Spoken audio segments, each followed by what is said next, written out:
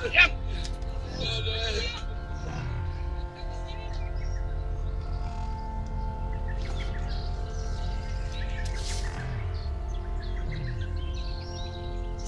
pembesar negara mati terbunuh. Dan kalian yang dicurigai akan dihukum berat. Sebelum ada yang menunjukkan kepada kami siapa pembunuhnya. Dan bagi siapa saja yang berani menyembunyikan orang asing di rumahnya akan mendapat hukuman berat. Tapi bagi yang mau melaporkan kepada kami akan mendapat hadiah dari Sang Prabu.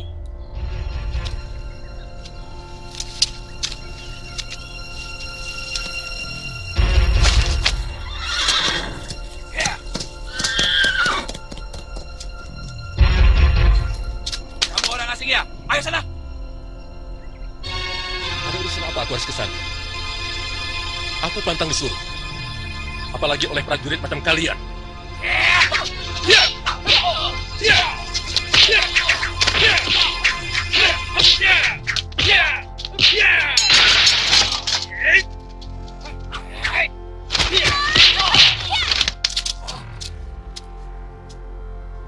Lancang.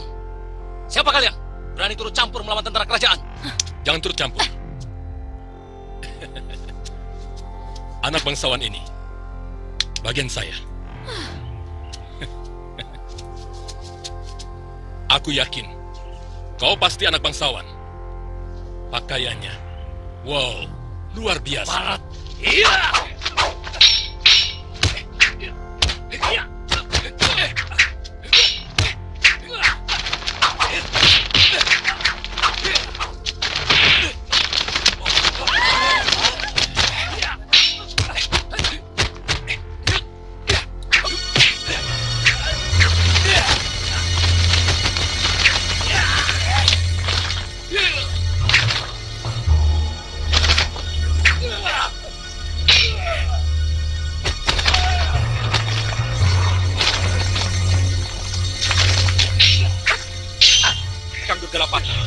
Rupanya anak kita yang sedang bertarung. Bagus. Itu namanya olahraga anak-anak muda.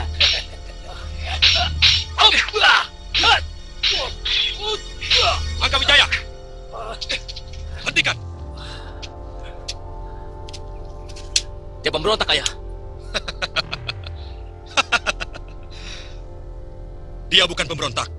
Namanya Permadi, murid Kakang Durgalapati yang sering aku ceritakan. Ayo, Salaman. Kalian harus bersahabat mulai sekarang, ha?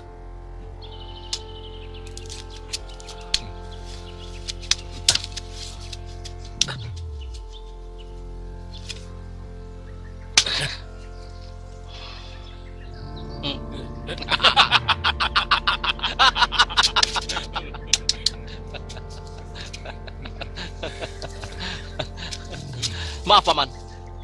Ayah sering cerita tentang kehebatan ilmu Paman. Suatu saat, saya akan menimba ilmu dari Paman. Kadang-kadang aku suka sopan santun seperti ini.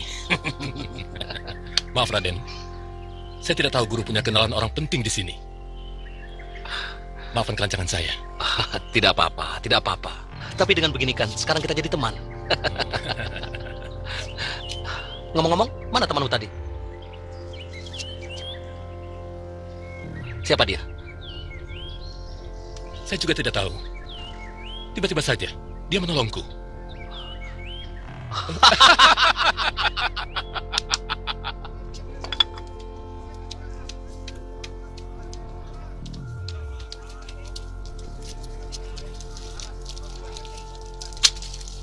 Kejadian semalam bisa mengacaukan rencana kita. Apa itu ulah orang kita? Saya belum mendapat kabar, Den.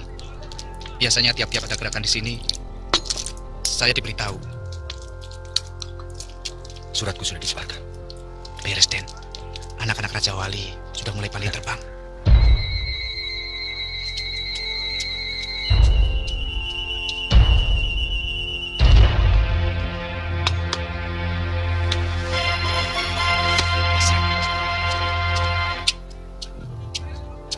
Ada apa, Den? Paman kenal orang baru keluar tadi. Oh, memang beberapa kali dia mampir kemari. Saya kira Sebaiknya Raden mencari pondokan di luar kota. Di sini penuh dengan mata-mata, termasuk orang-orang Jayaraga. Kau benar. Memang untuk sementara kita tidak perlu cari perkara. Pelayan, mari.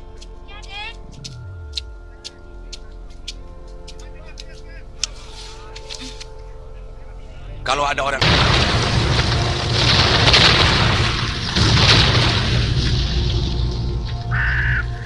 si mampir kemari dan bawa senjata, kasih tahu aku. Iya, Den. Dari pagi mah belum ada. Ya sudah, ambilkan sate. Iya, Den.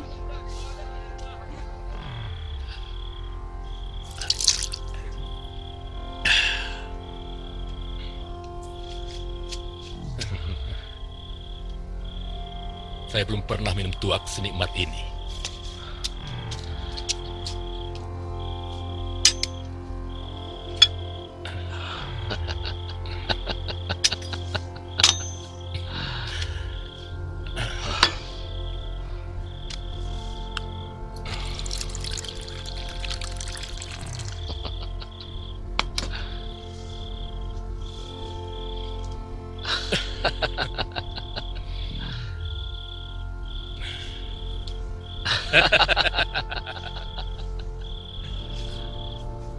Itu buatan mancanagari. Pedagang Cina yang membawa kemari, ditukar dengan rempah-rempah.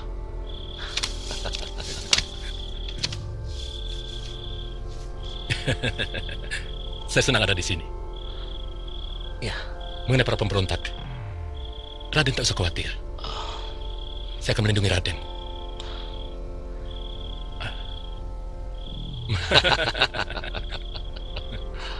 Maaf, bukan saya merendahkan kemampuan Raden. saya tahu, saya tahu. Sayang sekali kalau tangan Raden berlumuran darah-darah kurcaci. Mungkin Raden pernah dengar nama si Balong Mangkilang. Saya sudah pernah dengar itu. Anak buahnya kucar-kacir kan? Tepat. Saya yang bikin mereka kucar-kacir. Oh, Tidak sampai 20 jurus. Dan pemimpin mereka si Balong Mangkilang meratap-ratap dan sujud di kaki saya.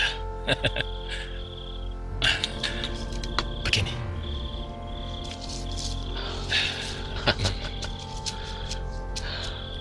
Ketika dia menusukkan pedangnya, saya berkelit. Saya tendang dia. Dia jatuh. Waktu mau bangun, saya langsung injak. Dia meratap Raden. Raden mau lihat gayanya. Begini. Kaki saya injak dia. Ampun Raden. Ampun Raden Permadi. Saya tobat. Saya mau menjadi pengikut Raden seumur hidup. Sampai terus begini.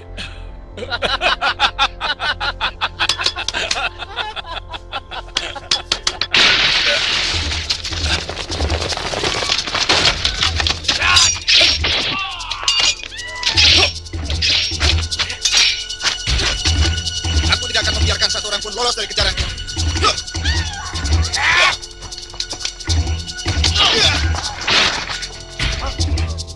Hai, jangan lari.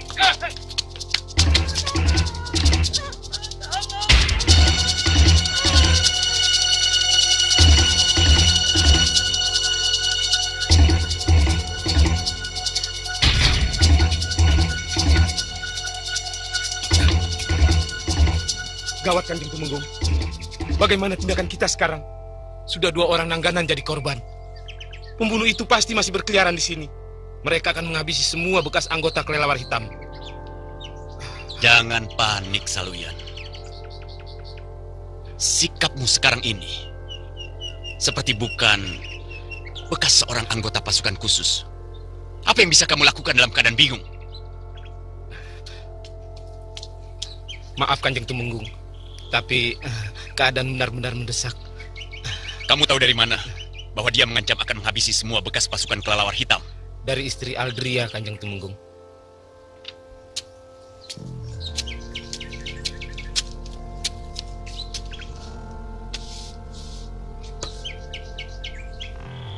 Pasukan kelelawar hitam sudah bubar sejak 14 tahun yang lalu. Dan sekarang tiba-tiba muncul orang yang sepertinya mau membalas dendam. Jelas. Pembunuh itu ada hubungannya dengan orang-orang yang dulu menjadi korban pasukan kita. Betul itu, Kanjeng. Korban berikutnya pasti akan menyusul. Dan kita bekas pasukan itu. Apalagi Kanjeng Tumenggung pemimpinnya. Jadi, apa yang harus kita lakukan, Kanjeng? Perkuat penjagaan pada semua rumah bekas pasukan kelelawar hitam. Dan yang kedua, jangan panik. Ingat itu. Baik, Kanjeng Tumenggung.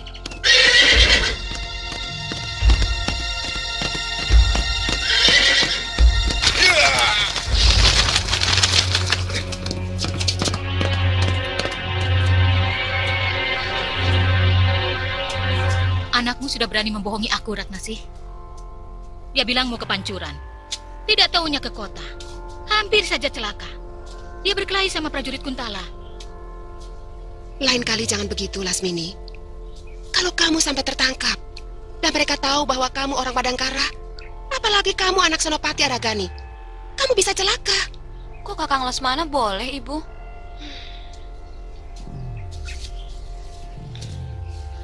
Dia laki-laki, dan ilmu silatnya sudah sempurna. Lain dengan kamu. Lalu, berapa lama lagi saya boleh turun gunung, Nini?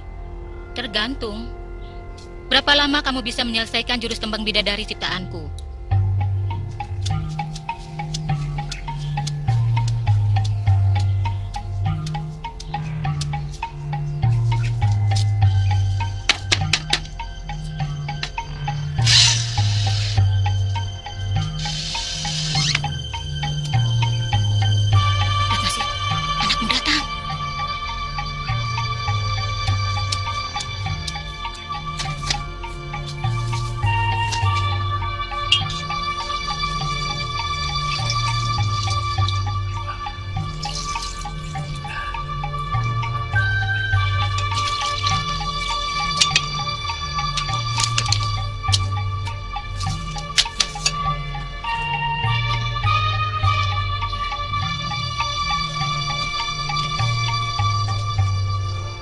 Harusnya kemarin kamu sudah pulang.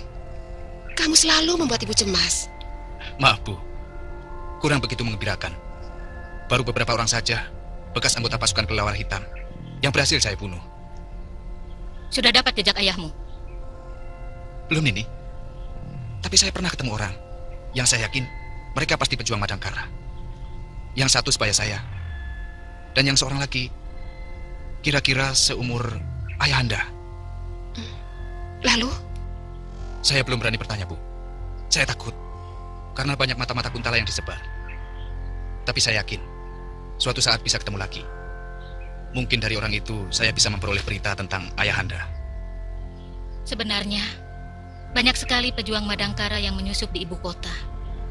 Mereka sedang menyusun kekuatan untuk merebut kembali negerinya dari tangan penjajah. Cuma sayangnya, mereka terpecah-pecah. Tidak ada kesatuan antara bekas tentara Madangkara dengan orang-orang persilatan. Dari mana Nini mendapat berita bahwa ayahanda masih hidup? Sebab menurut Aki Juwarsan, semua penggawa dan senopati yang ikut mempertahankan benteng tewas dihukum mati. Dia sama sekali tidak tahu apa yang terjadi setelah benteng itu direbut oleh orang Kuntala. Karena dia melarikan diri. Memang, semua penggawa dan senopati berhasil ditawan oleh tentara Kuntala. Tapi ada seseorang yang membebaskan mereka.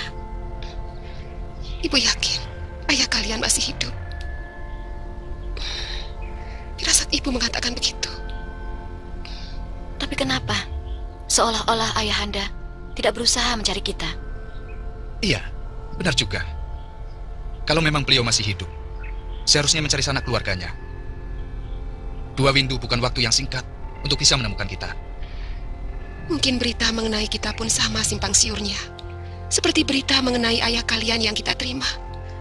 Barangkali dia malah mengira bahwa kita semua telah mati. Nini kira juga begitu. Sebab rombongan Baginda Ismaya yang mengungsi, semuanya tewas.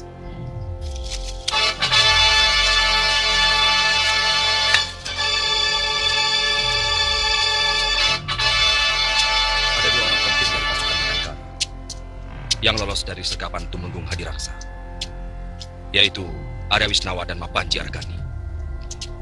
Jadi kemungkinan yang paling dekat, pembunuhan gelap itu dilakukan oleh orang-orang mereka.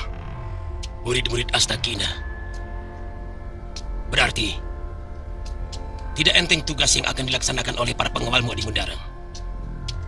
Kalau pembunuhan gelap ini bagian dari tindakan pemberontakan atau ingin menghancurkan kekuasaan Kuntala di sini, seharusnya yang menjadi sasaran bukan hanya bekas pasukan kelelawar hitam, tapi semua pembesar Kuntala, terutama sekali bekas Tumenggung Jayaraga.